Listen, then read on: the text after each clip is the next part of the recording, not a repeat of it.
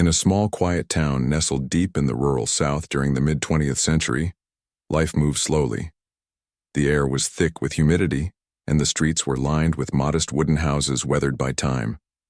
Among these homes lived Elijah, a young boy whose life was anything but ordinary.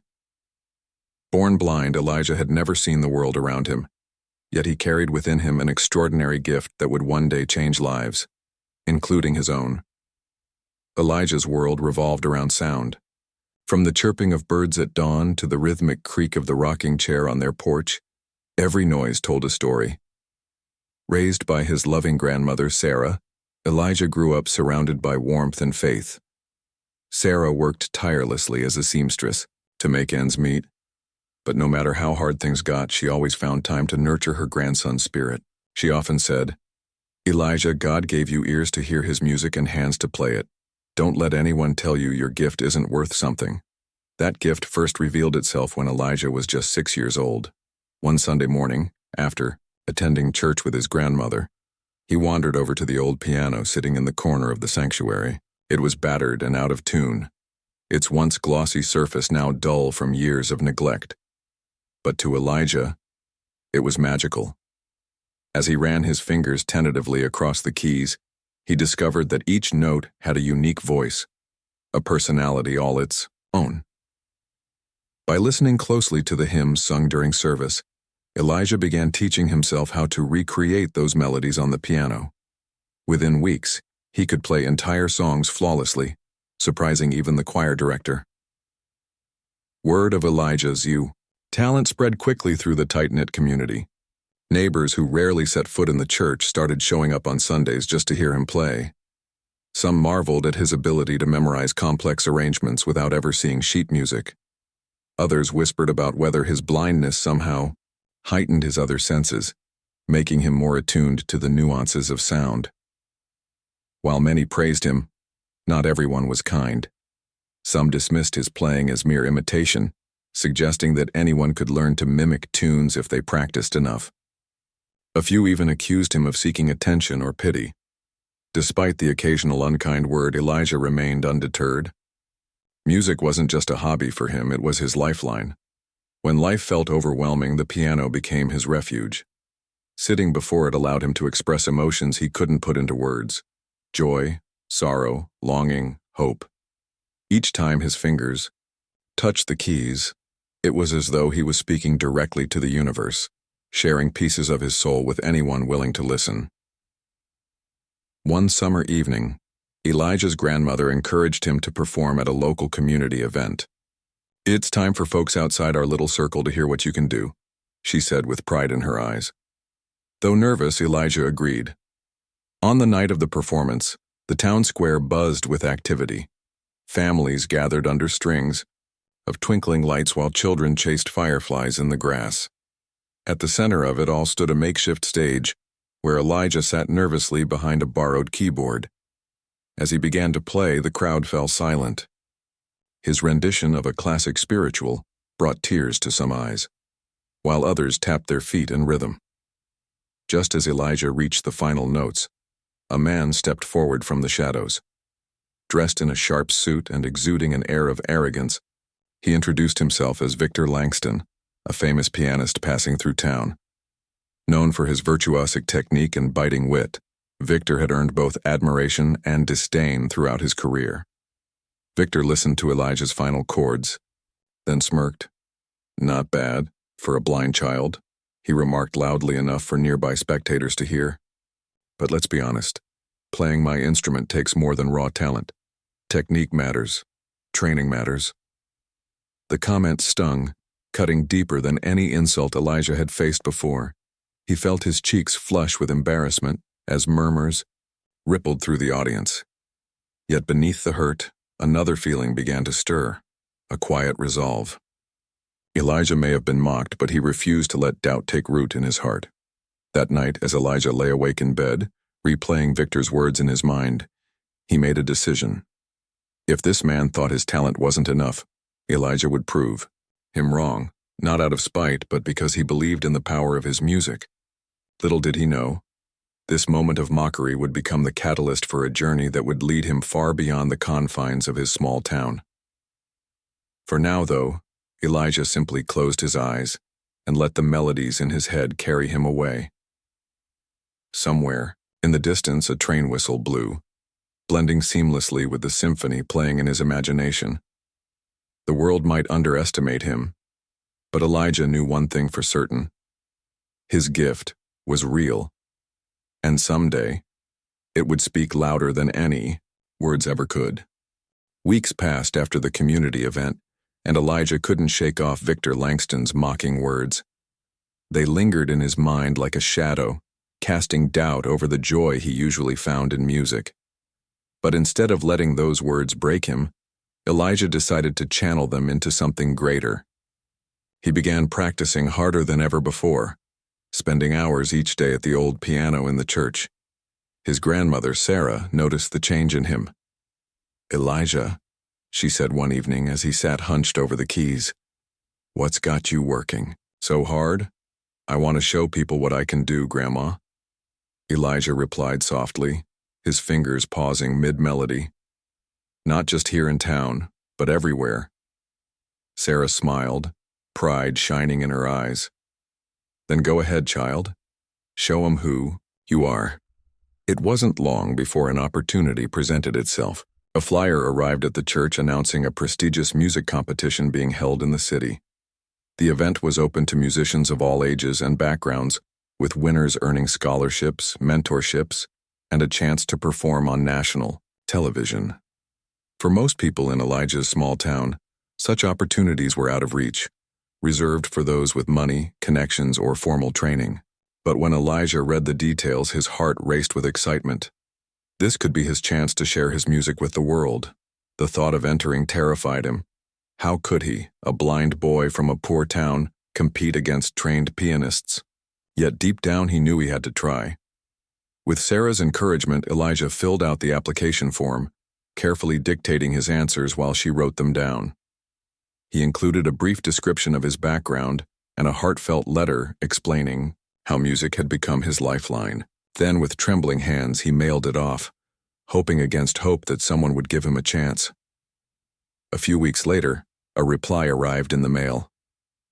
Elijah tore open the envelope with shaking fingers, his heart pounding as he scanned the letter. Inside, to his astonishment, he had been accepted into the preliminary round of the competition. Overwhelmed with emotion, he ran to find his grandmother. "They said yes," he exclaimed, waving the letter in the air. Sarah hugged him tightly, tears streaming down her face. "I always knew they would, baby. Now go show 'em what you're made of." Preparing for the competition was no easy task. Without access to expensive lessons or state-of-the-art instruments, Elijah relied solely on his instincts and passion. He spent countless nights perfecting his pieces, weaving together melodies inspired by the hymns he grew up with, the blues, songs he heard on the radio, and the classical compositions he'd memorized from recordings. Each note carried a piece of his story, his struggles, his dreams, his faith. By the time the big day arrived, Elijah felt ready, or as ready as he could be. On the morning of the audition, Elijah dressed in his best clothes, a neatly pressed shirt borrowed from the pastor and a pair of polished shoes Sarah had saved for special occasions. Carrying a small suitcase containing his sheet music and a few personal belongings, he boarded a bus bound for the city. As the landscape shifted from rolling farmland to towering skyscrapers, Elijah's nerves grew stronger. What if he froze? On stage? What if the judges laughed at him like Victor had? When he finally arrived at the grand concert hall, Elijah was awestruck. The building was breathtaking, its marble floors gleaming under chandeliers that sparkled like stars. Contestants milled about, chatting confidently and tuning their instruments. Most of them looked older, more experienced, and far better prepared than Elijah. Some wore designer suits, others carried leather cases embossed with the names of famous conservatories. Elijah felt out of place, clutching his worn-out notebook as he tried to blend into the crowd. As he waited for his turn to perform, Elijah spotted Victor Langston among the judges. The renowned pianist sat at the center of the panel, adjusting his glasses and scribbling notes. When their eyes met briefly, Victor raised an eyebrow, clearly recognizing the boy he'd mocked weeks earlier. Elijah's stomach churned, but he forced himself to stay calm.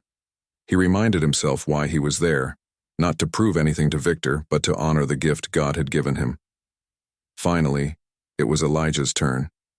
As he walked onto the stage, the spotlight hit him, blinding even his unseeing eyes. The audience fell silent, their curious gazes fixed on the young man making his way to the piano. Someone nearby whispered, "Is that a blind kid?" Another voice murmured, "What's he doing here?" Elijah ignored them, focusing instead on the instrument in front of him. Taking a deep breath, he placed his hands on the keys and closed his eyes. For a moment, everything else faded away. It was just him and the music the way it had always been. Slowly, deliberately, Elijah began to play. His opening chords were soft and hesitant, almost shy.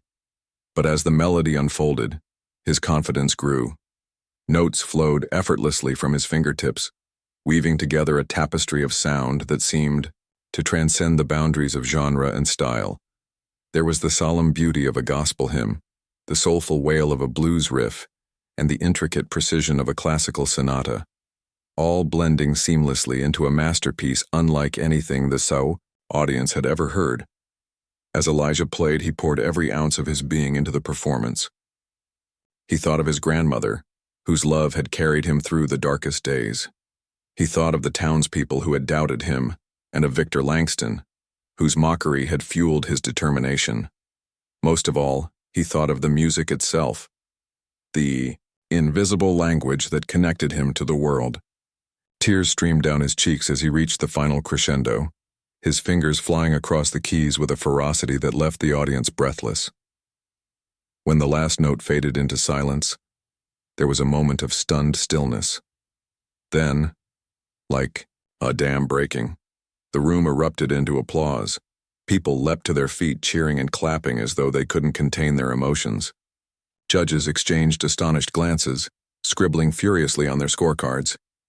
Even Victor Langston, who had entered the room skeptical and dismissive, sat frozen in his seat, visibly moved by what he had just witnessed. Elijah didn't need to see the standing ovation to know he had done something remarkable. For the first time in his life, he felt truly seen, not as a blind black boy, but as an artist whose voice mattered. And though the journey ahead would be long and challenging, he knew this was only the beginning. The moment Elijah's fingers touched the piano keys, something extraordinary happened. The grand concert hall, filled with murmurs and whispers just moments before, fell into a hushed silence. It was as if time itself had paused, and every person in the room was holding their breath, waiting to see what this blind boy from a small town could do. At first, Elijah's playing was tentative, almost cautious, as though he were testing the waters of this unfamiliar stage. But within seconds, his hesitancy melted away, replaced by a confidence that seemed to radiate from his very soul. Elijah began with a soft, haunting melody, a hymn he had learned as a child in his grandmother's church. The notes drifted through, the air like a gentle breeze carrying with them a sense of longing and hope. Each keystroke was deliberate, imbued with emotion that resonated deeply with the audience. Many in the crowd closed their eyes, letting the music wash over them. Some bowed their heads while others clasped their hands together as if in prayer.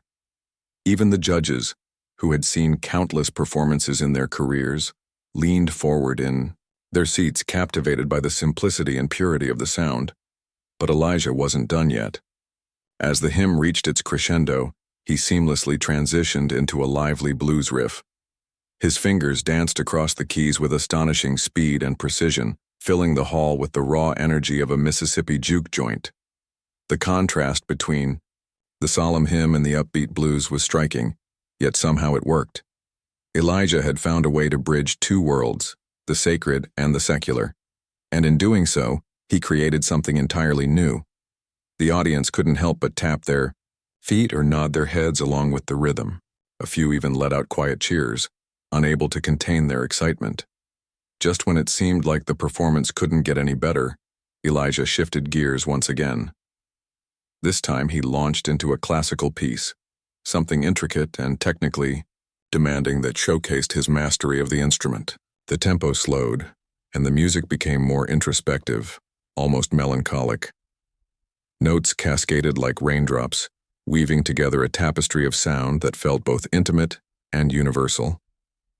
Elijah's face remained calm, his expression serene, but his body swayed slightly with the music as if he were conducting an invisible orchestra. Every note he played seemed to tell a story of struggle, resilience, and triumph. As the final chords of the classical section faded, Elijah brought all three styles together in a breathtaking finale. Gospel harmonies intertwined with bluesy improvisations, while flashes of classical technique added depth and complexity. The result was a symphony unlike anything the audience had ever experienced. It was joyful, yet poignant, celebratory, yet deeply personal. For those few minutes, Elijah transformed the concert hall into a place where boundaries dissolved, where race, class, and ability no longer mattered. All that remained was the music, speaking directly to the hearts of everyone present. Among the judges sat Victor Langston, the same man who had mocked Elijah weeks earlier. From the moment Elijah began playing, Victor's skepticism gave way to astonishment. He watched, wide-eyed, as the boy poured his entire being into the performance. Gone was the arrogance that had defined him. In its place was a profound sense of humility. Tears welled up in Victor's eyes as he realized the magnitude of his earlier mistake. Here was a musician whose talent transcended technical skill.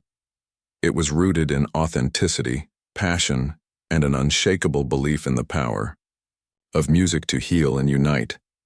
When Elijah finally played the last note, the room was engulfed in silence. Not a single person moved. It was as if the audience needed a moment to process what they had just witnessed. Then, slowly, someone near the back of the hall began to clap. The sound was hesitant at first, but it quickly spread, growing louder and more enthusiastic until the entire venue erupted into applause. People stood, cheering and whistling, their faces glowing with admiration. Some wiped away tears while others simply stared in awe, unable to believe what they had seen. Elijah sat motionless at the piano, his chest rising and falling with the effort of the performance. Though he couldn't see the standing ovation, he could feel it. The vibrations of clapping hands and stomping feet reverberated through the floor beneath him, sending waves of warmth through his body. For the first time in his life, he felt truly accepted, not because of pity or charity, but because of his undeniable talent and the emotional connection he had forged with the audience. Victor Langston rose to his feet, joining the ovation. His heart ached with regret for the cruel words he had spoken at the community event. How could he have underestimated this boy? How could he have failed to recognize the brilliance hidden behind those sightless eyes? Determined to make amends, Victor approached Elijah backstage after the performance. That was incredible, he stammered, his voice thick with emotion. I've never heard anything like it. Elijah turned toward the sound of Victor's voice, his expression unreadable. Thank you, he said simply, his tone measured and polite. There was no bitterness in his voice, only grace. Victor hesitated, searching for the right words. I owe you an apology, he admitted, lowering his gaze. What I said to you before, that was wrong. You're not just talented, Elijah. You're extraordinary. He extended his hand, half expecting Elijah to reject it, but to his surprise, the young musician took it, shaking firmly. Apology accepted, Elijah replied, a faint smile playing on his lips. We all make mistakes. In that moment, something shifted between them. What had started as a relationship marked by cruelty and disdain transformed into one of mutual respect and understanding. Victor saw in Elijah not just a gifted musician, but a reminder of the importance of humility and open-mindedness. And Elijah, for his part, recognized that forgiveness was a powerful tool, one that could mend even the deepest wounds. As the evening drew to a close, Elijah left the concert hall feeling lighter than he ever had before. He knew the road ahead wouldn't be easy. There would still be challenges to face and skeptics to win over. But he also knew that he had proven himself, not just to Victor, not just to the judges, but to himself. His music had spoken louder than any insult or doubt ever could, and it had touched the hearts of everyone who heard it. For the first time, Elijah allowed himself to dream bigger than he ever had before. Maybe, just maybe, his gift could take him places he had never imagined. And perhaps along the way he could inspire others to see beyond appearances and embrace the beauty of authenticity. Victor Langston wasn't a man accustomed to apologizing. Known for his sharp tongue and unshakable confidence, he had spent years building a reputation as one of the most accomplished pianists of his time. Yet, standing backstage after Elijah's performance, Victor felt something he hadn't felt in years: vulnerability. The boy's music had shaken him to his core, forcing him to confront not only his own arrogance but also the limitations of his worldview. For the first time, Victor realized that greatness wasn't defined by technical perfection or years of formal training. It was about authenticity, passion, and the ability to connect with others on a deeply human level. Elijah, still basking in the glow of his triumphant performance, accepted Victor's apology with grace. He didn't hold grudges easily. His grandmother had taught him the value of forgiveness long ago. "We all make mistakes," Elijah said softly, his voice steady and kind. But while Elijah forgave Victor, he couldn't help but wonder what would come next. Would this moment of reconciliation lead to anything meaningful? Or would it simply fade away like so many other fleeting interactions? To Elijah's surprise, Victor wasn't content to let their encounter end there. Over the next few days, the renowned pianist reached out repeatedly, expressing his desire to mentor the young musician. At first, Elijah was hesitant. Could he trust Victor? Was this some sort of publicity stunt? But as Victor continued to insist, Elijah began to see sincerity in the older man's actions. Victor wasn't just offering guidance, he was seeking redemption. By helping Elijah, he hoped to atone for his earlier cruelty and prove to himself that he could be better. Their partnership started tentatively. Victor arranged for Elijah to practice on a grand piano at a local conservatory, an instrument far superior to the worn-out keyboard he had grown up with. As they worked together, Victor quickly realized that Elijah didn't need much technical instruction. His natural talent was undeniable, and his improvisational skills were unmatched. What Elijah lacked, however, was exposure to the nuances of classical theory and composition, areas where Victor excelled. Victor approached their sessions with humility, setting aside his usual bravado to focus on nurturing Elijah's unique style. Instead of imposing rigid rules, he encouraged Elijah to experiment, blending his gospel and blues roots with classical techniques. Together, they crafted pieces that defied categorization, fusing genres in ways neither had imagined possible. For Elijah, these lessons were transformative. He learned to view his blindness not as a limitation but as a strength, allowing him to rely on instinct and emotion rather than sight. And for Victor, mentoring Elijah became a source of profound fulfillment, a reminder of why he had fallen in love with music in the first place. As their bond deepened, Victor began using his influence to open doors for Elijah. He introduced the young musician to influential figures in the industry, from composers and producers to concert organizers and philanthropists. Many were initially skeptical, questioning whether someone without formal training could succeed in such a competitive field. But when they heard Elijah play, their doubts vanished. His performances left them speechless, evoking emotions they hadn't known music could convey. One particularly pivotal moment came when Victor arranged for Elijah to perform at a charity gala hosted by a prominent arts foundation. The event was attended by celebrities, politicians, and wealthy patrons, all eager to support worthy causes. When Elijah took the stage, the room fell silent. Dressed in a tailored suit borrowed from the pastor of his church, he looked every bit the part of a rising star. As his fingers glided across the keys, the audience was transported. They laughed, cried, and cheered, moved not just by his technical skill, but by the raw honesty of his music. By the end of the night, Elijah had raised thousands of dollars for the foundation and earned himself a standing ovation that lasted nearly 10 minutes. Backstage, Victor watched with pride as strangers lined up to congratulate Elijah, shaking his hand and praising his artistry. It was a far cry from the mockery and dismissal Elijah had faced in the past, and Victor couldn't help but feel a sense of vindication.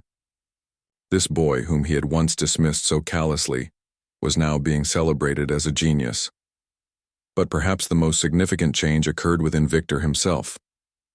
Working with Elijah forced him to reevaluate his priorities and rediscover the joy of making music for its own sake.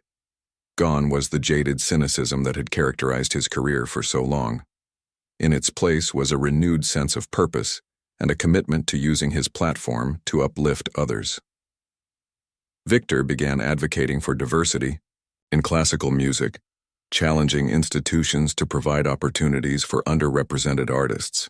He even established a scholarship fund in Elijah's name, ensuring that future generations of musicians would have access to the resources they needed to succeed. For Elijah, the transformation was equally profound. With Victor's support, he gained confidence not only as a performer but as a person. He no longer felt the need to shrink into the background or apologize for taking up space. Instead, he embraced his identity wholeheartedly, proud of who he was and what he represented. His grandmother, Sarah, beamed with pride whenever she saw him play, knowing that her prayers had been answered in ways she could never have imagined. Their collaboration culminated in a joint performance at a major international music festival.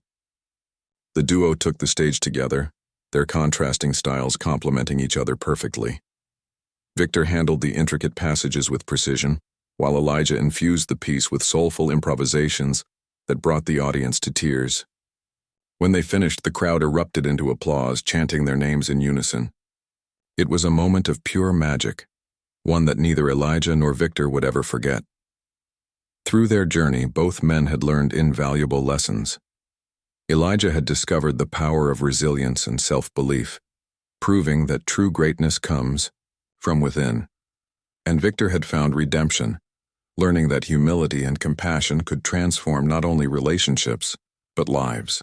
Together, they had created something extraordinary, a testament to the idea that music has the power to heal, unite, and inspire. As they stood side by side, bowing to the roaring crowd, Elijah turned to Victor and smiled. "Thank you," he said simply, his voice filled with gratitude. Victor nodded, unable to speak through the lump in his throat. No words were needed. Their shared journey spoke louder than any language ever could. Years passed, and Elijah's journey took him farther than anyone, especially himself, could have imagined. What began as a small-town boy's dream of sharing his music with the world blossomed into a global phenomenon that transcended borders, cultures, and generations. His performances became legendary, drawing audiences from all walks of life who were eager to experience the magic of his artistry.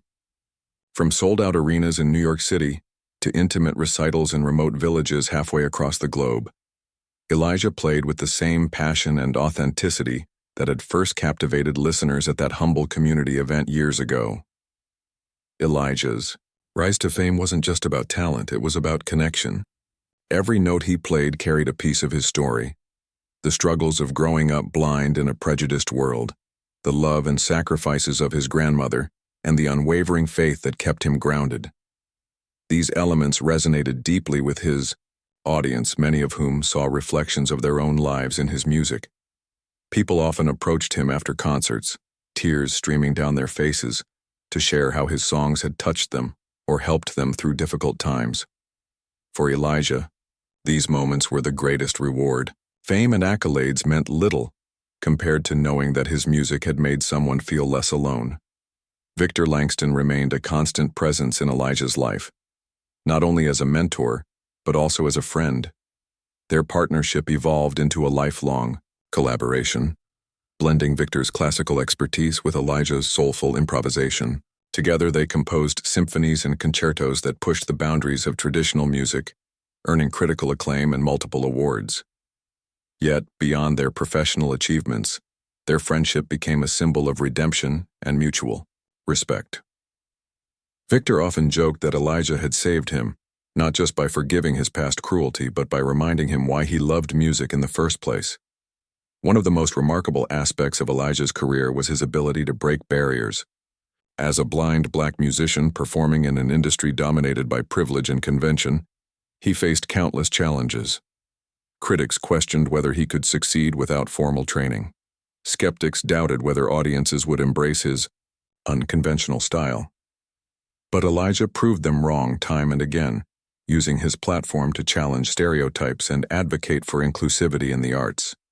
He frequently spoke out against racial and social injustices, urging institutions to create opportunities for underrepresented voices. Inspired by his example, young musicians around the world began pursuing their dreams, no longer afraid to defy expectations. Elijah's influence extended far beyond the stage. Through the scholarship fund established by Victor, hundreds of aspiring artists received financial support and mentorship, enabling them to pursue careers in music. Elijah himself became a role model, visiting schools and community centers to inspire the next generation.